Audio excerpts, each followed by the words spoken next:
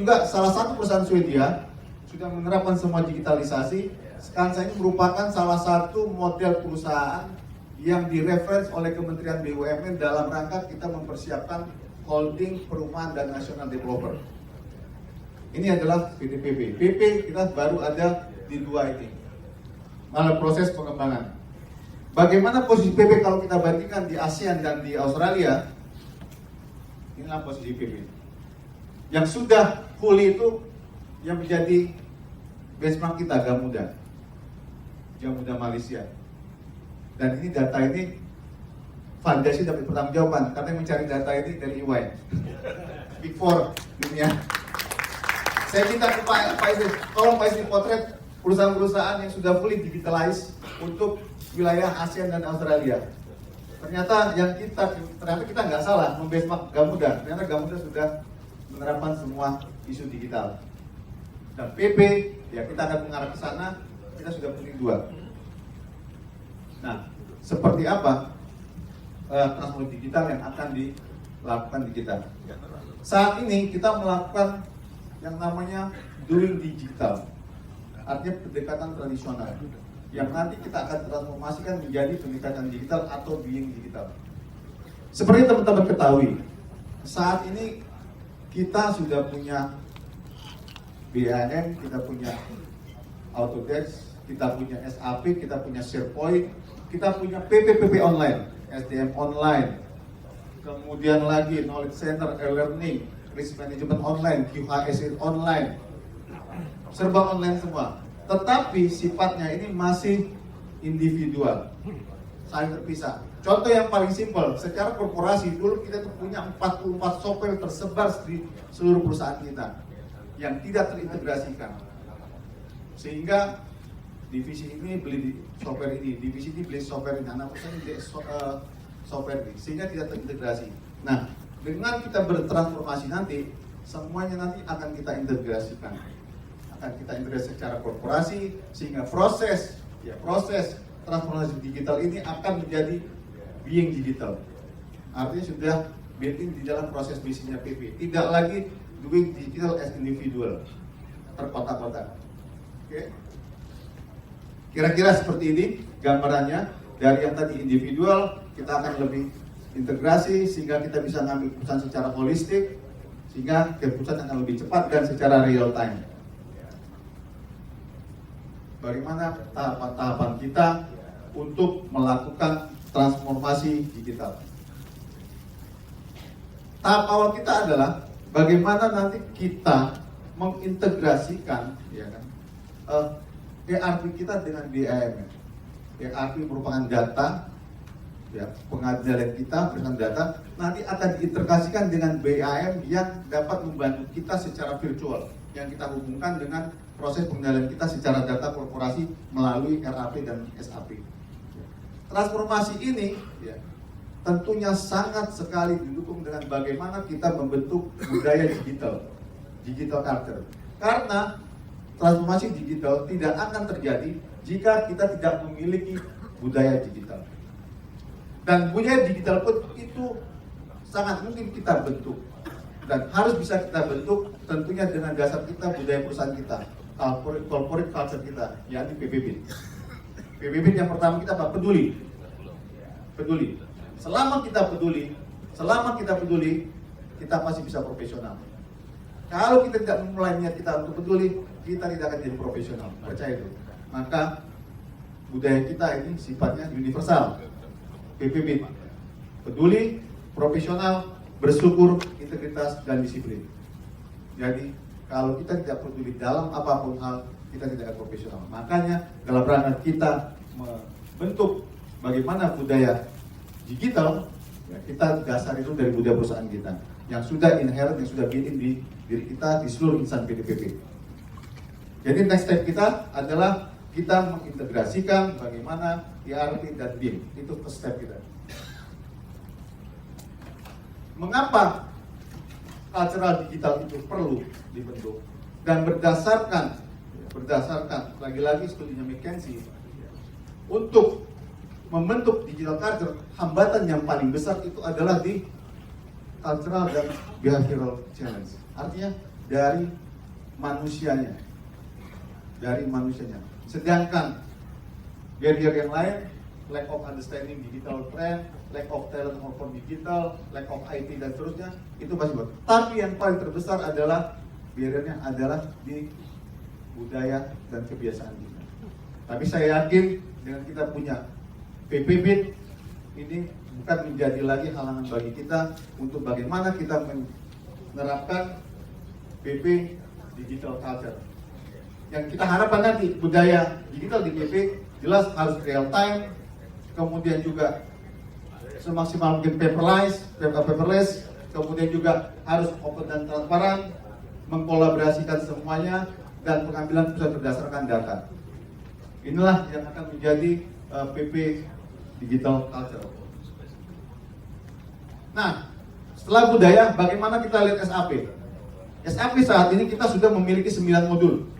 Ada project system, material management, sales and distribution, finance, controlling, HCM, plan maintenance, business intelligence, dan business planning. Kita nanti akan mengextend ke SAP HANA untuk procurement, baik juga di pre-construction maupun di project delivery. Kemudian juga kita akan lagi mengekspand untuk cloud-based HCM, SAP yang berbase cloud. Inilah bagaimana pengaman kita untuk ke SAP.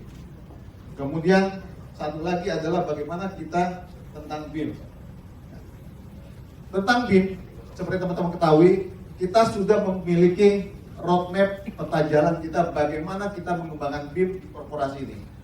Karena dengan BIM tadi kita dapat memvisualisasikan mulai dari proses perencanaan, proses pembangunan, controlling sampai dengan maintenance. Kalau sudah sampai ke 7D, ya sudah sampai ke 7D, ya, kita akan mempermudah. Apalagi diintegrasikan nanti dengan SAP. Sehingga BIM menjadi dasar visualisasinya, nanti SAP RAP adalah pengelolaan data bisnisnya. Akan memudahkan kita dalam rangka mengevaluasi dan mengontrol proses bisnis.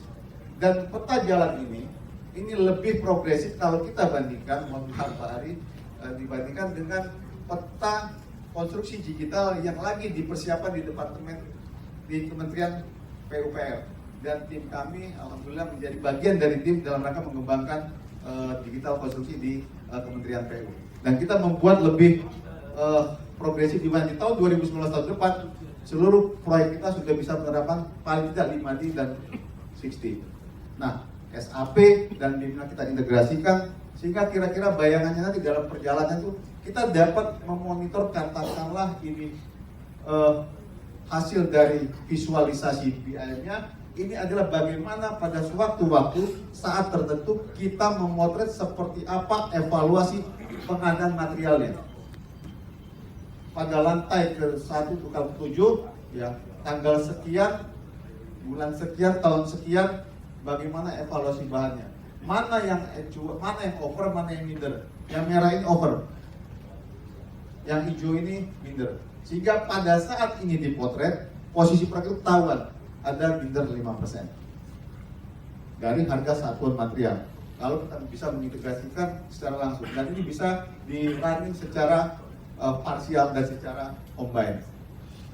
Ini juga contohnya bagaimana integrasi antara BIM dengan SAP dalam rangka cost, ya biaya pelaksanaan. Kita bisa melihat seberapa jauh biaya pelaksanaan. Kalau yang hijau ini ya minder, merah ini sudah over, ada lagi lambang ini yang hati-hati, warning. Jadi early warning systemnya sudah kelihatan. Secara visualisasi kelihatan, secara database kelihatan. Nah, kira-kira inilah nanti tahap pertama kita mengintegrasikan antara BIM dengan SAP. Nah, kemudian lagi bagaimanakah transformasi digital itu terjadi di PTBP? Ini adalah kalau saya membahasakannya, fondasinya adalah IT governance-nya, tata kelola IT. Ini merupakan dasarnya.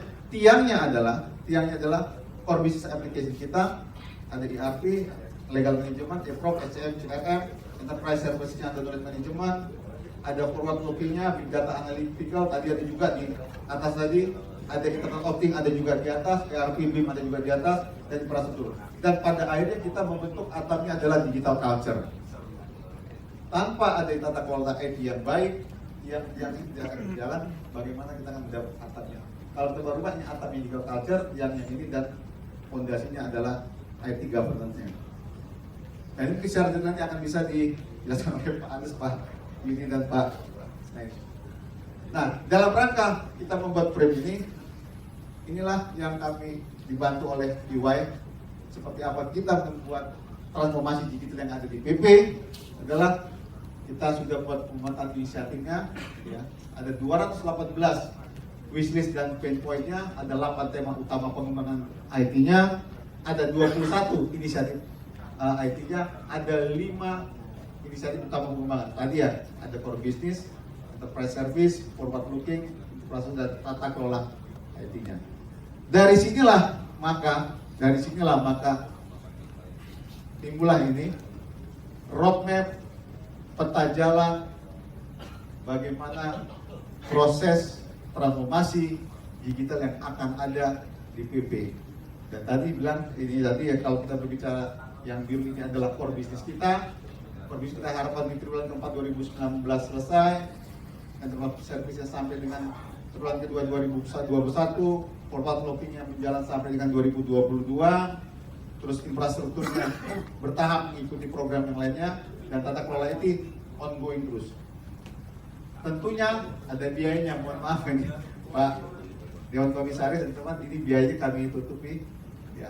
Dan mungkin nanti akan dibahas pada RKAPI nanti, RKAPI dan RJPP mungkin akan dilaporkan ke Pak Dekom berapa biaya kita butuhkan ini. Tapi Pak nggak mahal loh Pak, nggak mahal dibandingkan dengan benefit yang akan kita. Dan inilah 21 inisiatif tadi, seperti apa kita akan mengembangkan transformasi digital yang ada di Indonesia. Dan inilah peta jalan roadmap yang kemarin, yang hari ini akan kita launch sebagai kick-off di mulai hari ini. Dan terakhir, teman-teman PM terutama dan teman-teman yang ada di perusahaan, kita secara resmi Pak DU direksi telah sepakat dan sudah mengeluarkan surat, kita tidak boleh lagi memakai software ilegal. Karena kita tahu semua, sudah jelas dalam MEOK, resikonya kalau kita pakai software ilegal. Dan sekarang pengelolaan software pun sudah dikelola secara terpusat di korporasi di Departemen IT Pak. Dan memang nanti software pun itu bisa menjadi aset. Dan kami kira kita sudah sepakat stop software ilegal. Terima kasih, inilah pembukaan dari kami, pengantar kami. Mohon maaf jika ada hal yang kurang berkenan dan kekurangan-kurangannya. Wabillahi taufiq wal hidayah. Wassalamualaikum warahmatullahi wabarakatuh. Terima kasih Bapak Afrindi. Selanjutnya